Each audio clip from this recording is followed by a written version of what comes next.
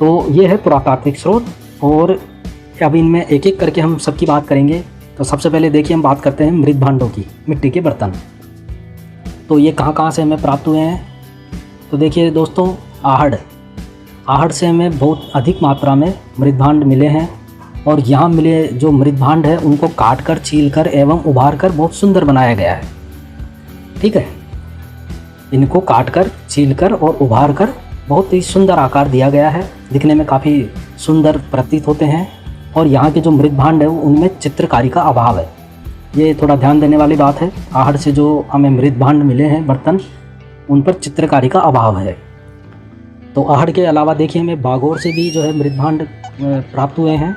और यहाँ मिले मृत भांडों का देखिए रंग जो है मटमैला है। और यहाँ के मृत भांड पतले हैं और कमज़ोर हैं। ठीक है, जल्दी टूटने वाले हैं क्योंकि पतले हैं। और यहाँ के जो मृत भांड है उनमें भी आहड़ की तरह अलंकरण नहीं है। तीसरा हम बात करते हैं दोस्तों, देखिए रंग महल है हनुमानगढ़ ज़िले में। और यहाँ पर जो हमें जो मृत भांड प्राप्त हुए हैं ये आहड़ से बिल्कुल उलट हैं। और यहाँ के जो मृत भांड है वो काफ़ी मजबूत हैं, चिकने हैं और अलंकरण से युक्त है। देखिए ये खास बात है, इम्पोर्टेंट हो जाता है ये इस हिसाब से कि ये रंग महल से जो मृत भांड प्राप्त हुए हैं उन पर अलंकरण, चित्रकारी की गई है। और यहाँ के जो मृत भांड है वो लाल या हल्के गुलाबी हैं। और ये मृत भांड पहली सदी ईसा पूर्व से 5वीं-6वीं ईसा काल तक के माने जाते हैं। ठीक है, और इसके अलावा देखिए इन तीनों के अलावा रेड है जयपुर के पास, और वहाँ से भी जो हमें मृत भांड प्राप्त हुए हैं ये 3री सदी ईसा पूर्व से 2री सदी ईस्वी तक के काल के माने जाते हैं। तो ये हमारे मृत भांड हो गए। अब इसके बाद बात करते हैं मृण मूर्तियाँ, मिट्टी की मूर्तियाँ। तो देखिए हमें सांबर, रंग महल और रेड, तीनों जगह से हमें मिट्टी की मूर्तियाँ प्राप्त हुई है। सांबर की बात करें तो चले पहले रेड की बात कर लेते हैं। तो रेड जयपुर के पास है। यहाँ पर हाथ से बनाई हुई, ढाली हुई और पकाई हुई तीनों प्रकार की मृण मूर्तियाँ मिली है। देखिए एक तो हाथ से बनाई हुई मूर्तियाँ हैं, एक ढाली गई का मतलब ये है कि उनको किसी सांचे के द्वारा बनाया गया है। और पकाई हुई मतलब उनको भट्टे में गर्म किया है ताकि वो और मजबूत हो जाए। तो इस प्रकार की जो तीनों प्रकार की जो मृण मूर्तियां हैं वो हमें रेड से प्राप्त हुई है। और इनमें जो विशेष है वो है मातृ देवी के विविध रूपों की मूर्तियां। मातृ देवी या शक्ति जो है उसके विभिन्न रूप दर्शाए गए हैं मूर्तियों के आकार में। और यहाँ की जो कई मूर्तियों में आभूषणों का प्रयोग हुआ है। ठीक है दोस्तों, ये इम्पोर्टेंट है। रेड की जो मृण मूर्तियाँ रेड से प्राप्त हुई है उन मूर्तियों में आभूषणों का सुंदर प्रयोग हुआ है। और इन आभूषणों में देखिए गले से लेकर नाभि तक की माला, कर्णफूल जो कान में पहना जाता है, पायजेब जो पैर में पहनी जाती है, मोतियों की माला गले के लिए, चूड़ियाँ जो हाथ में पहनी जाती है, और करधनी जो हमें राजस्थानी भाषा में हम कणकती भी कहते हैं, जो कमर में पहनी जाती है, वो ये सब जो है उन मूर्तियों में सजाया गया है। और यहीं से, कहाँ से? रेड से। यहीं से शिव पार्वती, यक्ष, गंधर्व, हाथी, शेर, ऊंट, रथ आदि मृण मूर्तियाँ भी प्राप्त हुई है। तो ये रेड की बात हो गई। अब बात करते हैं रंग महल की। तो यहाँ से देखिए एक गुरु शिष्य की मूर्ति प्राप्त हुई है। अगर आपको एग्जाम में प्रश्न आए गुरु शिष्य की मूर्ति कहाँ से प्राप्त हुई है तो रंग महल। ठीक है दोस्तों, और रंग महल कहाँ है? हनुमानगढ़ ज़िले में। और देखिए गुरु शिष्य की मूर्ति के अलावा यहाँ पर भिक्षु और भिक्षुणियों की मूर्ति भी प्राप्त हुई है। इसके अतिरिक्त स्त्री, पुरुष, पक्षी आदि की काफ़ी मूर्तियाँ यहाँ से प्राप्त हुई है।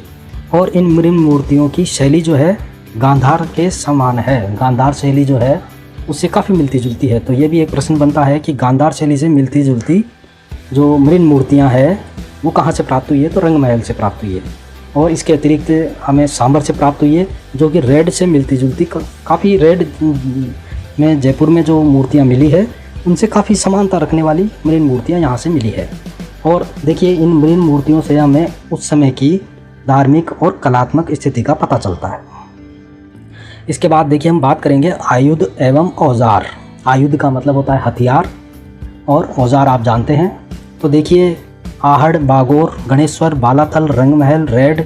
देखिए दोस्तों, ये जब हम इतिहास की बात करते हैं, राजस्थान के इतिहास की, तो कुछ ये स्थान जो है बहुत इम्पोर्टेंट है। इनके अतिरिक्त देखिए एक बैराठ जो है वो भी काफ़ी इम्पोर्टेंट है। हालांकि यहाँ पर बैराठ का कोई जिक्र नहीं किया गया है क्योंकि वो इस टॉपिक के लिहाज से इम्पोर्टेंट नहीं है। तो सबसे पहले देखिए हम आहड़ की बात करते हैं। तो यहाँ से देखिए पत्थर की गदा प्राप्त हुई है। गदा आप जानते हैं, जो हनुमान जी रखते हैं हमेशा अपने पास। राजस्थानी भाषा में हम इसको कहते हैं घोटा। ठीक है दोस्तों, तो पत्थर की जो गदा है वो प्राप्त हुई है हमें आहड़ से। और इसके अलावा देखिए छीलने, काटने और छेद करने के पत्थर के उपकरण प्राप्त हुए हैं आहड़ से। और यहाँ से तांबे के आयुध प्राप्त हुए हैं, तांबे के हथियार। ठीक है दोस्तों, तो ये ध्यान रखने वाली बात है कि आहड़ से तांबे के आयुध प्राप्त हुए हैं। इसके अतिरिक्त देखिए बागोर, यहाँ से भी पाषाण के आयुध मिले हैं और इनमें नोकदार और तीखे धार वाले आयुध शामिल हैं जिन्हें संभवतया शिकार व सुरक्षा के लिए काम में लिया जाता होगा। और यहाँ से भी तांबे के आयुध मिले हैं। तो आहड़ और बागोर, यहाँ से दोनों जगह से हमें तांबे के आयुध मिले हैं। और रेड की बात करते हैं तो यहाँ से देखिए उत्खनन में काफ़ी मात्रा में लोहे के आयुध प्राप्त हुए हैं। ये काफ़ी इम्पोर्टेंट है परीक्षा के लिहाज से कि लगभग सभी जगह तांबे के आयुध मिले हैं, लेकिन रेड और हनुमानगढ़, यहाँ पर जो है रेड और रंग महल जो है हनुमानगढ़ में, यहाँ दोनों जगह से हमें लोहे के आयुध प्राप्त हुए हैं। और रेड से जो है हमें देखिए तलवार, खंजर, चाकू, तीर, भाले, ये सब कुछ वहाँ से उत्खनन में प्राप्त हुए हैं। रंग महल आपको बताया कि उत्खनन यहाँ से लोहे के आयुध प्राप्त हुए हैं। बालाथल जो है उदयपुर ज़िले में, यहाँ से भी ताम्र के आयुध मिले हैं, परंतु उनकी संख्या ज़्यादा नहीं है। ठीक है दोस्तों, और एक गणेश्वर है सीकर ज़िले में, और यहाँ से भी सैकड़ों ताम्र आयुध प्राप्त हुए हैं। तो देखिए आहड़, बागोर, गणेश्वर और बालाथल, चारों जगह से हमें तांबे के, और रेड और रंग महल, इन दो जगह से हमें लोहे के आयुध प्राप्त हुए हैं। ये इंपॉर्टेंट है। चलिए आगे चलते हैं। तो भवन की बात करते हैं, घरों की। तो सबसे पहले देखिए कालीबंगा। तो मकान देखिए, यहाँ पर जो मकान बनते थे कालीबंगा में, वो मिट्टी की ईंटों से बने हुए हैं।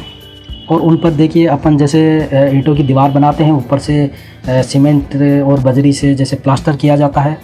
तो प्लास्टर उस समय भी किया जाता था, लेकिन वहाँ पर जो प्लास्टर किया जाता था वो मिट्टी से ही किया जाता था। मिट्टी का गारा कहते थे उसे। तो मिट्टी की ईंटों से पहले दीवार बनाते थे और उस पर मिट्टी का ही लेप करके प्लास्टर किया जाता था। तो ये कालीबंगा की विशेषता है। आहड़ की बात करते हैं तो यहाँ देखिए मुलायम काले पत्थरों से मकान बनाए गए हैं, मुलायम काले पत्थर। और यहाँ काली मिट्टी में नदी की बालू अर्थात बजरी को मिलाकर फर्श बनाए गए हैं। तो ये इम्पोर्टेंट है। काली मिट्टी और नदी की जो रेत होती है, बालू या बजरी, उसको मिला करके फर्श बनाया गया है।